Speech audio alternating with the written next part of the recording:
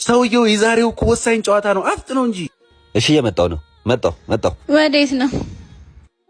ዛሬ ኳስ አለ። ልንሄድ ነው። እኔ እዚህ ታምሜ ተኝቼ ኳስ ነው የሚያሳስብህ? ብዙ አልቆይም። እንዳለቀ እመጣለሁ። ምን ማለት ነው? አልሰማኝም። አሞኛል። ሰማሁሽ። እስከዛ ትንሽ ተኝ። እየደወሉ ነው። አሁን ልውጣ። እሺ ሂድ። መጣሁ። ምን ነው ቆየክ? ሚስትየው ናታ አትወጣም ብላኝ። አልተሻላትም? እንዳይሆንም። አዎ ትንሽ አሞኛል እያለች ነው። አሁን በቃ እንሂድ። አንሄድም። ሚስትህን አሟት ኳስ ልታይ ነው? አሁን እኮ ተኝታለች። እባክህ እንሂድ፣ አታካብድ። አይሆንም። ትዝ ይልሃል አንተ አሞ እሷ እንጀራዋን ጥላ ስትንከራተት መሄድ አቅቷት ይመስላል። ኳስ ሁላችንም እንወዳለን። ከቤትና ከሚስታችን ግን አይበልጥም። አሁን ወደ ቤት ተመለስ።